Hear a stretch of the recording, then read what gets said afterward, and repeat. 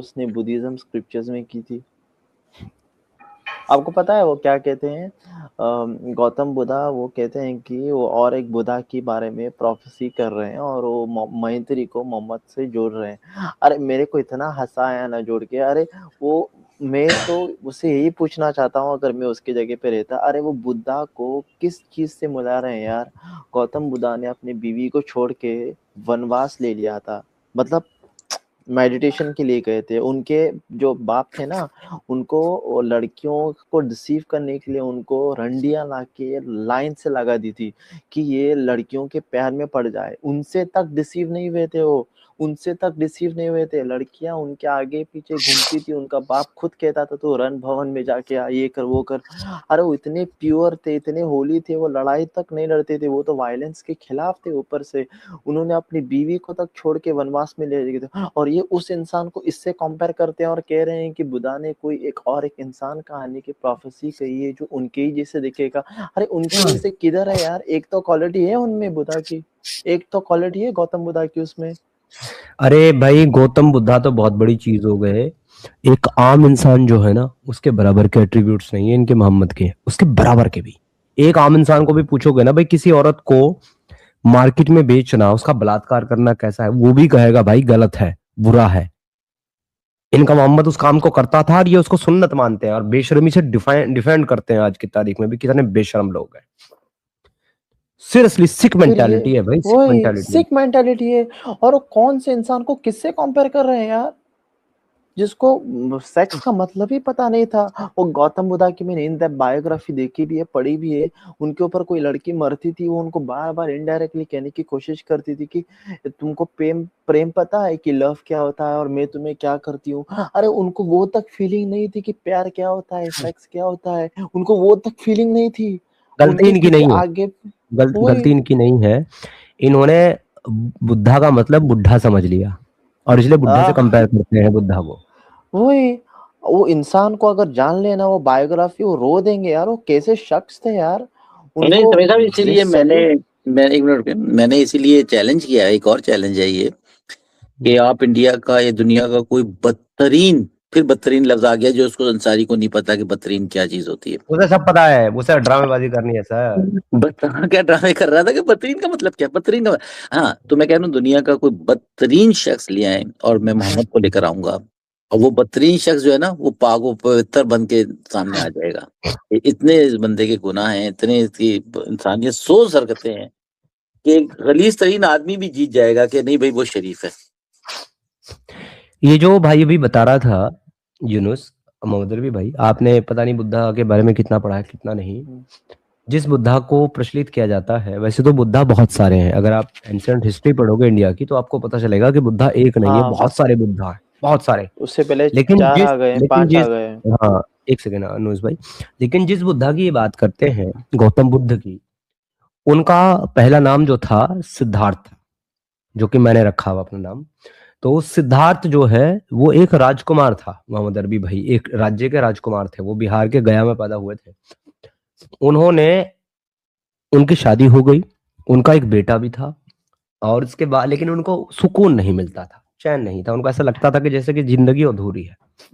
तो वो एक दिन पूरा राजपाट सब कुछ छोड़ छाड़ करके जंगलों में चले गए और वहां जाकर के उन्होंने कठिन तपस्या करी। सालों साल एक जगह बैठ करके उन्होंने ध्यान लगाया। जैसे कहते हैं ना हम लोग, इसको अगर मजहब के आईने से ना या धर्म के आईने से ना देखो तो, क्योंकि बुद्धा ने जो कॉन्सेप्ट दिया है उसमें भी मोहम्मद अरबी भाई कोई ईश्वर, कोई सुप्रीम पावर का जो है ना कोई खास कॉन्सेप्ट है नहीं। उन्होंने नेचर को ही सब कुछ माना है, कहा नेचर ही सब कुछ है और नेचर के अंदर ही इंसान और सभी जीव पैदा होते हैं और अपना जीवन पूरा करके उनकी मांसपेशियां जब इस लायक नहीं रहती कि सरवाइव कर सके या उनकी बॉडी इस लायक नहीं रहती तो वो इस दुनिया से चले जाते हैं और नेचर के दूसरे किसी रूप में बदल जाते हैं। यानी कि अगर आप एक आदमी को जलाओगे तो वो राख बन करके मिट्टी में मिल जाएगा, अगर आप दफनाओगे तो वो मिट्टी में मिट्टी बन जाएगा, पानी में डालोगे तो वो पानी में उसको जानवर खा लेंगे, वो अलग रूप में विभाजित हो जाएगा। उनका मानना यह था कि जीवन जो है या प्रकृति में जो कुछ है वो एब्सोल्यूट है और वो अपनी फॉर्म तो बदलता है, वो अपना रूप तो बदलता है, लेकिन वो कभी भी खत्म नहीं होता, वो चेंज होता रहता है। और यही कॉन्सेप्ट उन्होंने दिया जी, ये कॉन्सेप्ट उन्होंने दिया और लेकिन उन्होंने जब सब कुछ त्याग दिया और वहां बैठ करके आध्यात्मिकता, स्पिरिचुअलिटी से उन्होंने ज्ञान लगाया, तो उनको जिंदगी का जो असल मकसद है वो समझ में आया, क्योंकि वो इसी चीज से कश्मकश में थे कि भाई दुनिया में इतना दुख क्यों है, इतनी परेशानी क्यों है, इतनी बीमारियां, इतनी बलाएं, इतनी वबाएं, ये सब क्यों है। अगर कोई ईश्वर है जिसने कायनात बनाई है, तो वो इतनी सारी प्रॉब्लमेटिक चीजें उसने क्यों क्रिएट की है, ये दुख कैसे खत्म हो सकता है। तो इसी की तलाश में जाकर के गौतम बुद्धा ने ध्यान लगाया, ज्ञान अर्जित किया, और तब उनको पता चला कि भाई ये सब क्यों है, और फिर उन्होंने इस पे उपदेश दिए अपने अनुयायियों को, इसलिए वो गौतम बुद्ध कहलाए। तो जब वो गौतम बुद्ध के नाम से मशहूर हो गए, तो एक दिन उनकी पत्नी उनके बेटे को लेकर के उनके पास आई। मोहम्मद अरबी भाई, ये ध्यान से सुनना, बहुत इंपॉर्टेंट बात है। और आकर के उन्होंने पूछा कि दुनिया चाहे आपको कितना बड़ा महात्मा और संत माने, आप कितने ही बड़े हो गए हो, आपके हजारों लाखों अनुयायी जरूर हो, लेकिन मेरा जो कर्ज है आपके ऊपर, वो कैसे उतारोगे कि आप एक रात मुझे और अपने पुत्र को अकेला महल में छोड़ करके आप चले गए। क्या आपने ये पाप नहीं किया? क्या आपने बुरा नहीं किया? क्या मेरा जो अधिकार था वो आपने छीन नहीं लिया? तो इसके जवाब में गौतम बुद्धा ने क्या कहा मोहम्मद अरबी भाई अपनी पत्नी से? उन्होंने कहा कि तुमको और तुम्हारे इस पुत्र को जो छोड़कर गया था वो सिद्धार्थ था, मैं सिद्धार्थ नहीं हूं, मैं गौतम बुद्ध हूं। और मेरे ऊपर ना तो तुम्हारा अधिकार है, ना तुम्हारे इस पुत्र का अधिकार है। मेरे ऊपर उनका अधिकार है जो मेरे अनन्य भक्त हैं और मेरे अनुयायी हैं, और जो मेरे मार्ग का अनुसरण करते हैं, यानी कि जो रास्ता मैंने बताया उस पे चलते हैं, वो मेरे हैं, मैं उनका हूं। तुम्हारा मैं नहीं हूं, ना मैं तुम्हारा कभी था। तुम्हारा जो था उसको जाकर के तुम ढूंढ लो, मैं तो वो रहा ही नहीं, मैं तो बदल गया। तो ये जो स्टोरी है, ये जो बात है, ये मुझे हमेशा उस गिल्ट से बाहर निकालने में काम करती है मोहम्मद अरबी भाई।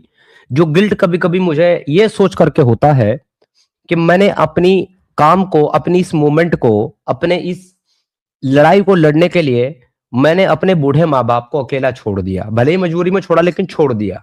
जब मुझे बुढ़ापे में उनकी सेवा करनी थी, और जब मुझे अपने बच्चों का लालन पोषण करना था, उनको पालना था, बाप की तरह सरपरस्ती करनी थी उनकी, और अपनी पत्नी की जिम्मेदारियां उठानी थी, उस वक्त मैंने इस मोमेंट के लिए सब कुछ त्याग दिया। तो मैंने कहीं ना कहीं अपने माता पिता का जो अधिकार था वो मैंने जो है उनका ऋण, उनका कर्ज जो मेरे ऊपर था वो मैंने नहीं चुकाया, और अपने बच्चों का मैंने ऋण नहीं चुकाया। तो ना तो मैं एक अच्छा बेटा हूं, ना मैं एक अच्छा बाप हूं, मैं भले एक अच्छा इंसान हूं। लेकिन जब मैं गौतम बुद्ध के इस वक्तव्य को सुनता हूं तो मुझे समझ में आ जाता है कि जिसने छोड़ा था वो मोहम्मद सदाकत कुरैशी था, सिद्धार्थ नहीं था। बेहतरीन मोहम्मद सदाकत कुरैशी ने छोड़ा था। तो भाई जाओ, मोहम्मद सदाकत कुरैशी को पकड़ो, उसको सजा दो, उसको जो करना है वो करो। तो उनका गुनाहगार, मेरे माँ बाप का गुनाहगार, मेरे एक्स वाइफ का और बच्चों का गुनाहगार मोहम्मद सदाकत कुरैशी है, सिद्धार्थ नहीं है। क्योंकि सिद्धार्थ तो मेरा पुनर्जन्म है, दूसरा जन्म है, मेरा नहीं। ये सच्ची बात है मोहम्मद अरबी भाई। जब एक बच्चा पैदा होता है ना छोटी सी उम्र में, तो उसका जो शरीर होता है, उसकी जो बॉडी होती है वो कुछ और होती है। जब वो किशोर हो जाता है 15-16 साल का, तो उसकी बॉडी बदल जाती है। जब वो 28-30 साल का वयस्क हो जाता है, फिर उसकी बॉडी बदल जाती है। जब वो 50 साल का होता है तब उसकी बॉडी बदल जाती है, और जब वो 70-80 साल का होता है तब भी उसकी बॉडी बदल जाती है। यानी कि एक आदमी एक ही जिंदगी में मल्टीपल लाइफ जीता है, मल्टीपल बॉडी के साथ। तो भाई साहब, मैं वो हूं ही नहीं जो छोड़ के आया था, वो गया, वो खत्म। जबरदस्त, बिल्कुल सही कह रहे हैं। ऐसे इंसानों को देख के अगर देखा जाए बहुत सिमिलैरिटी है। हाँ, मतलब अभी देखो, जब जैसे कि समीर भाई ने कहा ना, ऐसे इंसानों को देख के हमें महात्मा लोगों को इंस्पिरेशन मिलती है, उनके टीचिंग से, बायोग्राफी है, और इस भड़वे से क्या इनको देख के इंस्पिरेशन मिलती है, इनको देख के गिल्ट फील होता है मोहम्मद जैसे लोगों को देख के।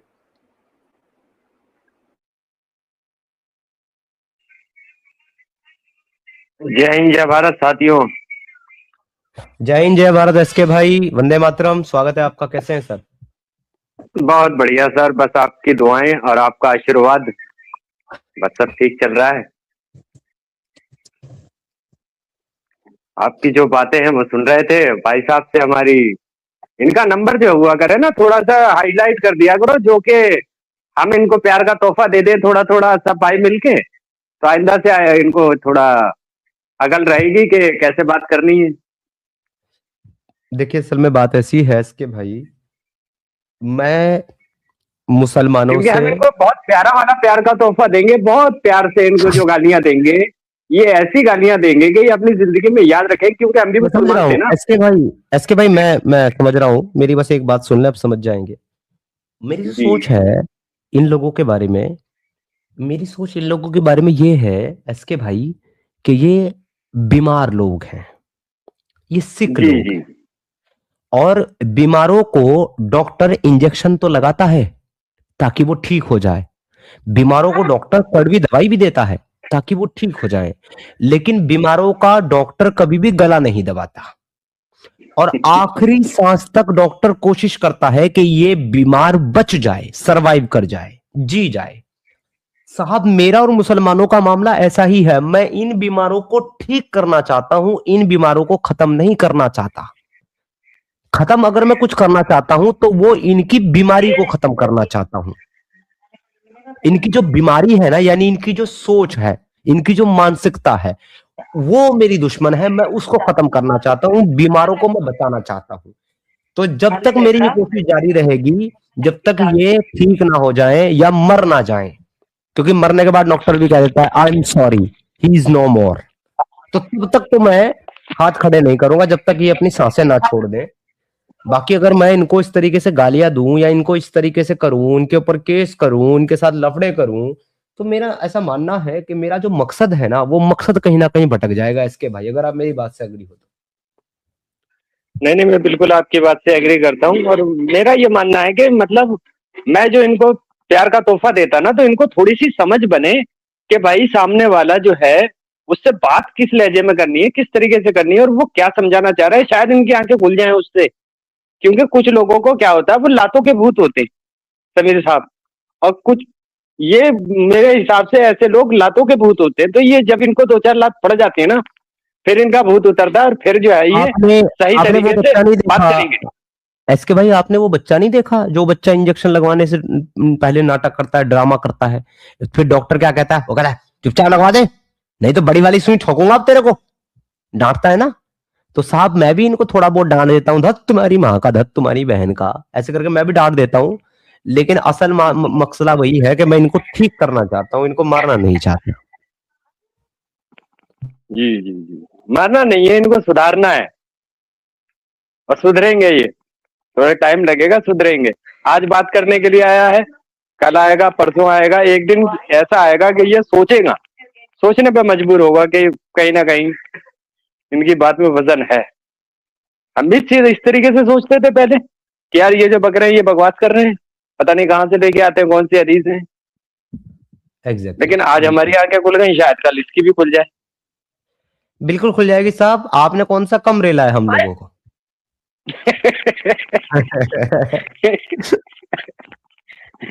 आप तो काफी टाइम तक जो है पहले साइलेंट व्यूअर बने रहे, फिर उसके बाद आप जो है मुकाबले पे आ गए, फिर उसके बाद आप हमारी सफ में आ गए, वैसे ही आएंगे, चिंता ना करें। बिल्कुल, यही तरीका बनता है। जी, राधे राधे सिद्धार्थ भैया, आरडीएक्स भाई, थैंक यू सो मच, बहुत बहुत शुक्रिया। और मार्केट डीएनए साहब कह रहे हैं मंदिरों में जाने की रोक से तो इनको खुश होना चाहिए। हाँ डेफिनेटली इनको तो, अच्छा इस पे मुझे कहानी याद आ गई बड़ी मजेदार। वो ऐसा हुआ था जी कि मंदिरों में जाने का मामला हुआ था जगन्नाथपुरी में, तो वहां पे लोगों ने कुछ सवाल उठाए कि भाई ये मंदिरों में जाने नहीं देते गैर हिंदुओं को, अब जो है ना हम भी अपने मजारों पर, अपने पीरों पर इनको जाने नहीं देंगे। तो उधर से सनातनियों ने क्या कहा, उन्होंने कहा भाई साहब हम आपके इस फैसले का पुरजोर इस्तकबाल करते हैं, स्वागत करते हैं, और हम तो ये कहते हैं कि जो तुम्हारी पीरों पे जाए सिर्फ रोको ही नहीं, लठ लेकर के ताओ भी सालों को दूर दूर तक दौड़ाओ इनको। भाई एक हिंदू को, सनातनी को कोई जरूरत नहीं है मस्जिद में जाने की, वहां कुछ मिलता ही नहीं है हल्ला के अलावा। लेकिन एक मुसलमान की भारत में आज भी पता नहीं कितने मुसलमानों की रोजी रोटी मंदिरों से चल रही है, पता नहीं कितनों की चल रही है आज भी। तो इनको इनको तकलीफ होगी भैया, इनकी मजारों पे हिंदू जाना छोड़ दें, भूखे मर जाए, इनके मुंह से मक्खी निकल करके लात मारे इनके दांतों पर जा जा करके अंदर। रमेश भंडारी जी बहुत बहुत शुक्रिया आपके 100 रुपीज कॉन्ट्रीब्यूशन के लिए। अब इस्लाम की जलेबी सनातनी पर भी नहीं चलेगी। Exactly sir. अल्लाह जिसकी इबादत करता है वो विष्णु है। डेफिनेटली। वैसे ये बात सही है। अल्लाह अल्लाह आपको पता है अल्लाह इबादत करता है, अल्लाह सलावात भेजता है। अल्लाह खुद कहता है कि अल्लाह और अल्लाह युसल्लूना वो मलाइकती, कि अल्लाह और अल्लाह के फरिश्ते भी सलात भेजते हैं नबी के ऊपर। तो भाई अल्लाह तो एक ऐसा खुदा है जो खुद मोहम्मद की इबादत कर रहा है, सलात पढ़ रहा है उसके ऊपर, क्योंकि सलात का मतलब तो नमाज लेते हैं ये लोग, इबादत लेते हैं। तो अल्लाह खुद इबादत करता है मोहम्मद की। ऐसे अल्लाह की इबादत हम क्यों करें? ये पता नहीं मुसलमान क्यों करते हैं, समझ में नहीं आ रहा है। एक और आयत भी तो है ना अपना समीर साहब, जिसमें अल्लाह ताला कहता है कि क्या हमने तुमसे नहीं कहा था कि रहमान की इबादत करो? तो मैंने कहा रहमान यार की। ये रहमान कहाँ से आ गया यार, एक एक नया बंदा आ गया, इतनी गलतियां हैं इनके कुरान में, और फिर वो मजेदार बात ये करते हैं। पर एक चीज मुझे देखने में बड़ा मजा आ रहा है। उस टाइम तो हम नहीं समझ सकते थे मोहम्मद रफी भाई, बट हम समझ गए किस रहमान की बात कर रहा था अल्लाह। अल्लाह रहमान डकैत की बात कर रहा था। हाँ हाँ, रहमान डकैत की दी हुई मौत बड़ी कसाई नुमा होती है। जबरदस्त dialogue है। इच्छा मृत्यु जी कहाँ पे हैं? ये आजकल नजर नहीं आ रहे। इच्छा मृत्यु अपने काम में बिजी है सर, उसकी पोस्टिंग ऐसी जगह पर हो रखी है जहाँ इंटरनेट का थोड़ा सा प्रॉब्लम है। बाकी तो बड़े लोग, बड़ी बात है, क्या ही कहूँ जी इच्छा जी। मृत्यु को तो। प्रसन्नजीत साहब बहुत बहुत शुक्रिया आपके 40 कॉन्ट्रीब्यूशन के लिए। Changes is the law of life, NaMo बुद्धाय। Definitely sir, परिवर्तन ही जो है सत्य शाश्वत है, और नेचर का सबसे प्रूवन फैक्ट जो है वो चेंज है, परिवर्तन है। और जो चीज वक्त के साथ परिवर्तित नहीं होती, वक्त के साथ चेंज नहीं होती, इवॉल्व नहीं होती, वो चीज खत्म हो जाती है। यही साइंस का जो लॉ है वो भी कहता है। हमारा राइट मोहम्मद रबी भाई? डेफिनेटली यही है कि वो चीज खत्म नहीं होती, वो उसकी अपनी अहियत जो है उसकी वो चेंज हो जाती है। एग्जैक्टली। ऑक्सीजन से कार्बन बन जाती है, ऐश बन जाती है, तो वो कभी एंड नहीं होता उसका चीज का। तो बहुत अच्छा आपने जवाब दिया कि जो बुद्धा ने बताया कि जो सिद्धार्थ थे वो तो खत्म हो गए, अब मेरा दूसरा जन्म है। यानी कि बहुत जबरदस्त, यानी कि बड़ा एक टेक्निकल सा वो था कि एक बंदा अगर इस धर्म संकट में जो भी ये फंस जाए तो क्या जवाब दे सकता है। कि बीवी ने बड़ा अच्छा सवाल उठाया था उनसे कि आपने मेरे हकूक नहीं पूरे किए। हमारी इसी को तो कहते हैं ना मॉरलिटी का बेसिस। ये जो मुसलमान चीखते चिल्लाते हैं कि भाई अगर तुम अल्लाह और अल्लाह की किताब को नहीं मानते, तुम्हारी मॉरलिटी कहाँ से आती है? अबे गधो, हमारी मॉरलिटी वहां से आती है जहां से मॉरलिटी आती है जानवरों की। हमारी मॉरलिटी वहां से आती है जहां से मॉरलिटी आती है भेड़िए की। हमारी मॉरलिटी वहां से आती है जहां से मॉरलिटी आती है नेचर की। सूरज की मॉरलिटी कहाँ से आती है भाई? नेचर हजारों साल से जो मोरालिटी चल रही है वो तो हमेशा मोरालिटी तो वही रहेगी ना। कि ये कहते हैं सिर्फ इस्लाम देता है। अगर मैंने कहा उससे सच्चे मुस्लिम, मैंने कहा अगर इस्लाम की मोरालिटी थी तो तुम्हारे यानी कि जो जिनको तुम कहते हो कि हज़रत सल्लल्लाहु अलैहि वसल्लम के खानदान वाले, इनके पास कहाँ से मोरालिटी आई हुई थी? ये तो मान लो कि वो सब गंदी हरकतें करते थे। अच्छा, इनसे पूछोगे ना अगर कि मॉरलिटी एब्सोल्यूट है या चेंजेबल है, तो ये क्या कहेंगे साहब? मॉरलिटी तो एब्सोल्यूट है, वो चेंज हो ही नहीं सकती। तो ईसा के जमाने में तो शराब पीना हलाल था, मॉरल था। इमोरल क्यों हो गए तुम्हारे मोहम्मद के जमाने में? जी हाँ, बिल्कुल सही कह रहे हैं। फिर ये भाग जाते हैं। जवाब इनके पास किसी चीज का नहीं है, वो बस इधर उधर इधर उधर वो उस वक्त तक आप पे हावी रहेंगे जब तक कि आप इनसे सवाल ना करें। तब तक तो इनका इल्म बह रहा होगा, ओए होए ऐसी ऐसी बातें करेंगे, सुभान अल्लाह करते रहेंगे। जहां इंसान ने सवाल करना शुरू किए तो वो फिर अबू जहल बन जाता है बेचारा। अच्छा, सवाल करोगे कुरान पे, जवाब देंगे वेद पढ़ा है? हाँ, वेद पढ़ा। वेद पढ़ा है? अबे गधे, तू पहले ये तो बता दे कि वेद में कहाँ कहा गया है कि ये आसमान से उतरा हुई किताब है जिसको तुम्हें सबको फॉलो करना है? और फिर ये मानता है क्या वेद को? ये मानता है, इसको बिलीव करता है क्या उन किताब उस पे? वो माने या ना माने, वो माने या ना सब माने साहब, लेकिन वो अपने खुदा की किताब का एक इंसानी किताब से कंपेयर कर रहा है। क्योंकि हम तो छाती ठोक के बोलते हैं कि भाई हमारे वेद मानव कृत हैं, इंसानों के लिखे हुए हैं। अब ये देखिए कि जितने भी मुसलमान आते हैं, वो सैमा भी कल मैं देख रहा था उसकी स्ट्रीम पे, वो किसी की आई हुई थी तो एंजल की, वो भी सीधे हिंदू धर्म पे जा रही है दौड़ दौड़ के। भाई तो उस पर क्यों जा रही है? तो अपने आप को प्रूफ करने के लिए, अपनी मोरालिटी प्रूफ करने के लिए दूसरे धर्म मजाहिब पे क्यों जाते हो तुम लोग? क्या तुम्हें अपने मजहब पे यकीन नहीं है? वहां वो अपनी ड्रामेबाजियां कर जाते हैं। और दूसरा ये आपने सही कहा, ये जहनी मरीज लोग हैं। आप एक जैसे पागल खाने में चले जाएं तो आप नहीं चाहेंगे, आप चाहेंगे कि उसका मर्ज दूर हो। मरीज दूर नहीं हो कि आप मरीज को टीका लगा दें, जहर का मार दें उसको, वो तो आखिरी इलाज होगा। जब ये बिल्कुल पागल हो जाएंगे तो इनको टीके लगाए जाएंगे, ऐसा नहीं है कि बच जाएंगे। अब ये रिहान साहब को ही देख लो, रिहान साहब को गीता की परवाह पड़ी हुई है। रिहान साहब की तकलीफ गीता है। वो कह रहे गीता में क्या लिखा और क्या नहीं लिखा है, मैं शादी करूं तो क्या क्या लिखा है। भाई गीता में तेरी शादी के बारे में कुछ नहीं लिखा हुआ, ना तेरी बीवी का जिक्र है ना तेरी शादी का। तू बेवकूफ हो, बेवजह परेशान हो रहा है तू। और सही बात तो यह है कि कुरान में भी तेरी शादी और तेरी बीवी का नाम नहीं लिखा हुआ है। तू बेवजह परेशान है भाई, क्योंकि कुरान और गीता दोनों तुझे जानते ही नहीं है तो है कौन, किस खेत की मूली है। गधों वाली बातें सारी। कुरान तो लंगड़ी लूली मेरे को किताब एक है, बात, तो उसमें तो कुछ भी नहीं है। गीता में तो शायद कुछ मिल भी जाए। अब मेरे को एक क्वेश्चन पूछना था समीर भाई। इस्लाम ये इस्लाम कहते इज द हैं ना, ट्रुथ, इस्लाम विल प्रिवेल। हाँ जी, बस वो कमेंट सेक्शन में प्रिवेल होगा, है ना। तुम लोग सिर्फ कमेंट सेक्शन तक ही रह जाओ, ऊपर स्ट्रीम पे आके बात करने की तो तुम्हारी हालत रही नहीं, ना हिम्मत रही भाई। तुम बस वहीं तक सीमित रहो, वहीं तक तुम इस्लाम को जो है प्रिवेल करते रहो, इस्लाम को जो है ना तुम वहीं तक जिताते रहो, चीखते चिल्लाते रहो, गले फाड़ते रहो। वो ईरान के अंदर जो मुसलमान इस्लाम छोड़ करके मंदिरों को तोड़ रहे हैं वो मुसलमान ही थे, वहां इस्लाम ही था, ठीक है। वो सूडान के अंदर जो मुसलमान को मार रहा है वहां मुसलमान ही है, मरने वाला भी मुसलमान है, मारने वाला भी मुसलमान है। वो गाजा के अंदर जो मुसलमान मर रहे हैं ना, जिनकी छितरोल हो रही है, वो भी मुसलमान ही है, ठीक है। और तुम्हारे अल्लाह की मर्जी के बगैर कुछ नहीं होता। इजराइल तुम्हारे अल्लाह की मर्जी से ठोक रहा है तुम लोगों को। समझ में आया तुम लोगों को बात? कितने बेवकूफ लोग हो तुम, कितने बेवकूफ। सुभान अल्लाह, क्या बात कही है यार, दिल खुश कर दिया।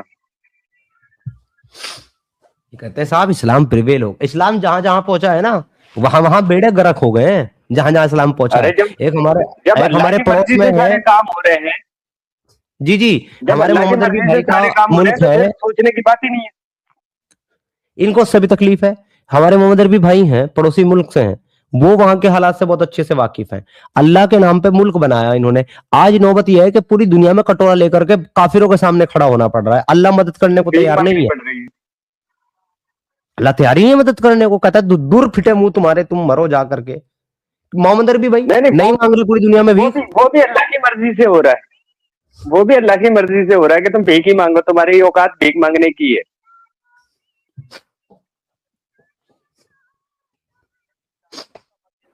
मैं एक समीर भाई वीडियो देख आपसे रहा कुछ था। बात पूछनी थी। यूनुस भाई एक सेकंड, हम एक बात कर लो फिर आपकी बात लेता हूँ।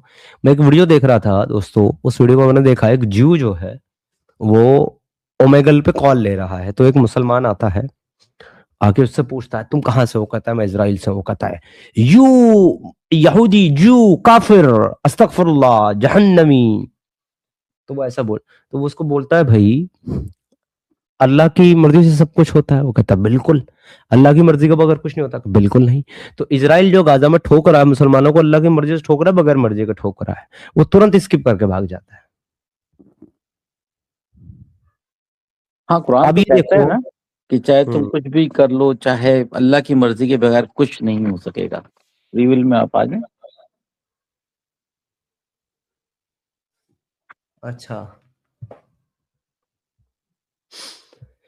देखिए ना, अच्छा वो ये मोड सूरह के, तकरीर में। जी, मोड के ताल्लुक से कुछ लोग सवाल कर रहे थे। तो यार दोस्तों, मैं एक्चुअली काफी टाइम से मेरी तबीयत ठीक नहीं थी और हमने अपना पूरा चैनल जो है वो रीसेट किया है। यानी कि हमारे मॉडरेटर साहब ने पूरा चैनल जो है वो रीसेट कर दिया था और हम लोगों ने सारे मॉडरेटर को ए टू जेड सारे मॉडरेटर को भी रीसेट किया है। दोबारा से मॉडरेटर टीम जो है ना वो एक एक करके हम बनाएंगे। तो आप प्लीज जो है मायूस ना हो, ये ना समझें कि आपसे किसी नाराजगी के चलते आपको मॉडरेटर से हटा दिया गया, ऐसा कुछ नहीं है। पूरा चैनल रीसेट किया गया है, डिमोनेटाइज हो गया था। पूरे चैनल को हम लोग रिफाइन कर रहे हैं और कंटेंट को भी रिफाइन कर रहे हैं। सब कुछ ओके होने के बाद वापस अप्लाई करेंगे मोनेटाइजेशन के लिए। और जैसे ही ये चैनल पे मोनेटाइजेशन ऑन हो जाएगा और ये चैनल जो है फ्लो में चलने लगेगा, फिर वापस से एक एक करके हम लोग मॉडरेटर अपॉइंट करेंगे। तो प्लीज कोई भी आदमी इस चीज को लेकर के पर्सनली ना ले इस चीज को, क्योंकि देख आप देख पा रहे होंगे कोई भी मॉड नहीं है, एक भी मॉड नहीं है, सारे मॉडरेटर हटा दिए गए हैं चैनल रीसेटिंग के चलते। धीरे धीरे हम लोग सबको फिर से रीअपॉइंट करेंगे। मगर बस एक रिक्वेस्ट रहेगी, और वो रिक्वेस्ट छोटी सी केवल ये है कि जितने भी मॉडरेटर हैं होंगे हमारे चैनल के ऊपर, उन सब से सबसे पहली रिक्वेस्ट तो ये रहेगी कि वो सारे के सारे मॉडरेटर अपनी सिक्योरिटी और प्राइवेसी के साथ हमारे टेलीग्राम ग्रुप को ज्वाइन करेंगे, जो कि मॉडरेटर का ग्रुप होगा, ताकि आपसी डिस्कशन और आपसी जो है एक तरीके से सामंजस्य बिठाया जा सके, और आपस के जो इश्यूज हैं वो टेलीग्राम ग्रुप में आप आपस में डिस्कस करके वहीं से क्लियर कर ले, और वो सब चीजें हमारी नॉलेज में रहे। तो वहां पे ज्वाइन करना होगा टेलीग्राम ग्रुप पे, क्योंकि टेलीग्राम में ना आपका नंबर शो होता है, ना आपका रियल नाम शो होता है, आप अपनी प्राइवेसी को मेंटेन कर सकते हैं। तो किसी के लिए मैं नहीं समझता प्रॉब्लम होगी वहां ज्वाइन करने में। जो टेलीग्राम ग्रुप को ज्वाइन नहीं कर सकते मॉडरेटर ग्रुप को, उनको मॉडरेटर हम नहीं अपॉइंट कर पाएंगे। कारण यह है कि फिर अगर आपके साथ हमें कोई डिस्कस करना है, कोई बातचीत करनी है, तो वो हम कर नहीं सकते। इसलिए आपको वो ग्रुप ज्वाइन करना पड़ेगा। मैं वो ग्रुप दूंगा, लिंक दूंगा उस ग्रुप का। सभी मॉडरेटर्स को, जो जो मॉडरेटर बनाए जाएंगे उनको वो ज्वाइन करना होगा, और हम सिर्फ मॉडरेटर को ही उस ग्रुप में ऐड करेंगे, अदरवाइज किसी को नहीं करेंगे। सेकंड थिंग ये है कि आपस के जो भी इश्यूज हैं, किसी भी चैनल के हों, किसी भी दो लोगों के हों, वो इश्यूज कभी भी हमारे चैनल के ऊपर नहीं डिस्कस होने चाहिए, नहीं आने चाहिए। आपको एक दूसरे से प्यार मोहब्बत है, रिश्तेदारी है, दोस्ती है, गले में हाथ बाहें बाहें डाल करके घूमते हैं एक दूसरे के साथ, बहुत अच्छी बात है। एक दूसरे के साथ बातचीत नहीं करते, बहुत अच्छी बात है। वो सारे इश्यूज हमारी स्ट्रीम्स पर नहीं आएंगे, कॉन्फ्लिक्ट इश्यू हमारी स्ट्रीम पर नहीं आएंगे। ये कुछ रूल्स होंगे जो सभी मॉडरेटर को फॉलो करने होंगे। उसके बाद ही हम लोग आप किसी को मॉडरेटर बनाने के नाम पे विचार करेंगे, लेकिन तब तक नहीं जब तक सब चीजें ठीक नहीं हो जाती। प्लीज थोड़ा सा टाइम दीजिए, रिफाइन होने के बाद चीजें और रिमोनेटाइज होने के बाद फिर से एक एक करके हम मोनेटाइज करने के बाद में मॉडरेटर ऐड करेंगे। Hope you understand guys, thank you so much. चलिए जी आगे बढ़ते हैं। सोहेल भाई अगर आप फ्री हैं और आप सुन रहे हैं तो आप जुड़ सकते हैं। आज की स्ट्रीम मुस्लिम्स और एक्स मुस्लिम्स के लिए है, नॉन मुस्लिम के लिए नहीं है।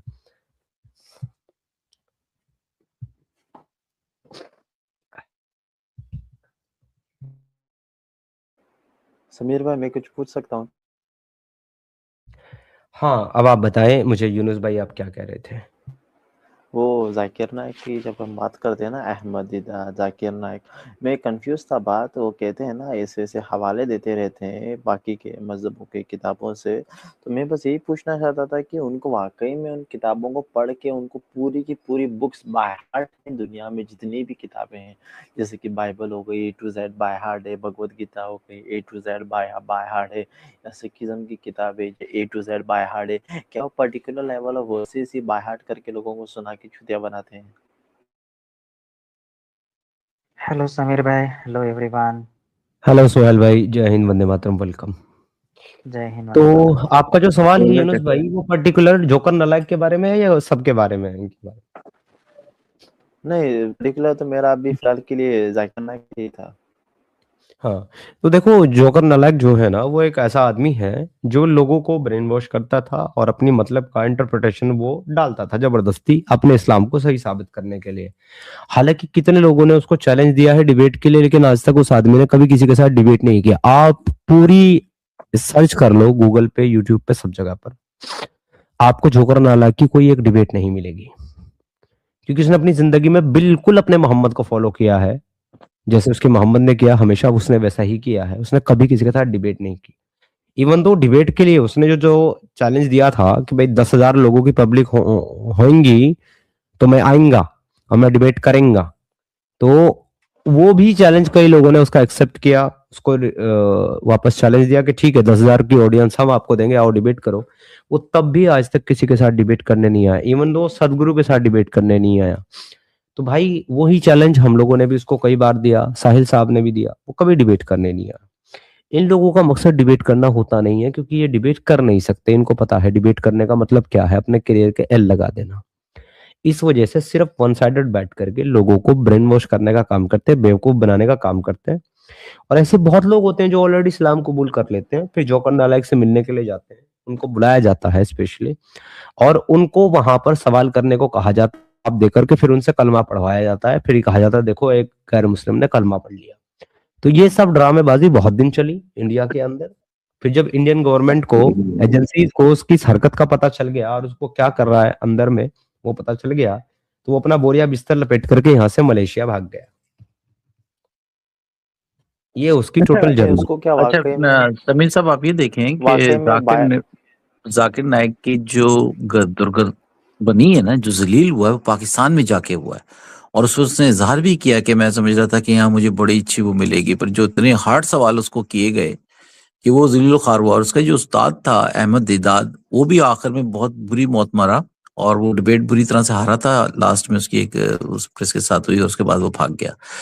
आपने बहुत जबरदस्त बात की, जो कड़ी मिलाई कि इनका नबी जो था मोहम्मद, वो भी किसी से डिबेट नहीं कर पाते थे, तो आखिर में वो बहला यानी कि बददुआओं पे आ जाते थे, तो बददुआएं देंगे एक दूसरे को। तो ये तो शुरू से चला आ रहा है। और सर साहब कैसे हैं आप? हाँ मैं ठीक हूँ अरबी भाई, आप तो कैसे हो?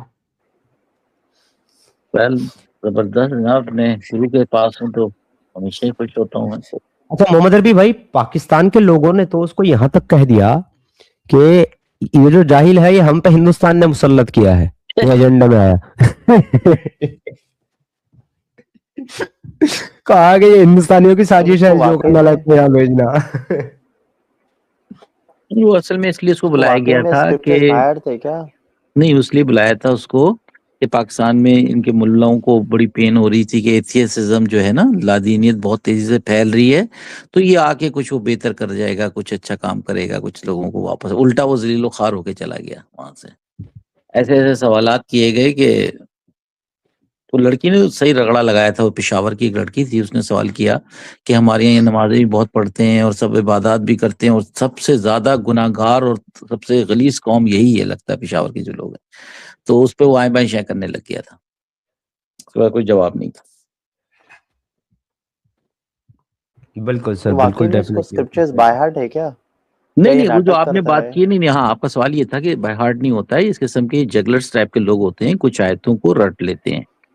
अगर वो हाँ बाय हाँ हार्ट हाँ का हाँ हाँ। स्क्रिप्चर होता ना सर, तो वो पता होता कि मखमत के मायने क्या हैं। अगर हिंदी के स्क्रिप्चर में कहीं पे लिखा हुआ है तो उसके मायने क्या हैं, क्रिश्चियनिटी में लिखा है, वो सिर्फ वो रटता है उन चीजों को, और वो फायरिंग करने लग जाता है, मुंह की फायरिंग करता है। उसको अगर मालूम होता तो सर वो क्यों खड़ा होके वहां पे कहता वो ये सारी बातें, अगर ये ये उसको नहीं, मालूम उसको होता। पता बड़ी है, अच्छी उसको पता ये है, आपने लेकिन बड़ी अच्छी जानबूझ के बात कर कही रहा है वो।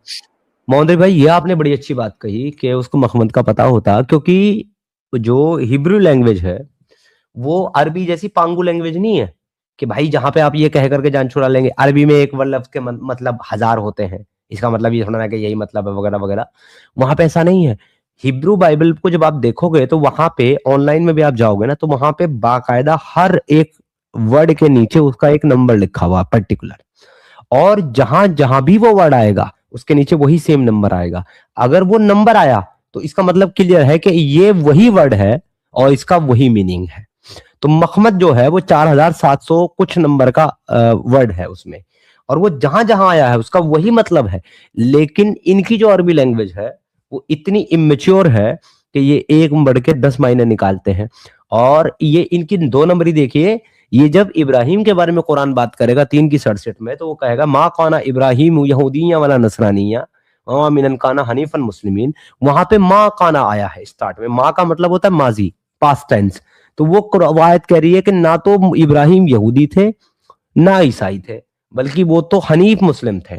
लेकिन जब यही आयत मोहम्मद के बारे में आती है कुरान के अंदर, मा काना मुहम्मदुन अबा हदीम मिन रुजालिकुम वलाकिन रसूलुल्लाह व खातमुन नबिय्यीन, मोहम्मद तुम्हारे मर्दों में से किसी के बाप नहीं, लेकिन वो अल्लाह के रसूल और खातमुन नबिय्यीन है। अब वहां पर भी मा काना आया है, लेकिन ये कहते हैं कि नहीं, यहाँ मा काना का मतलब माजी नहीं, ये प्रेजेंट है।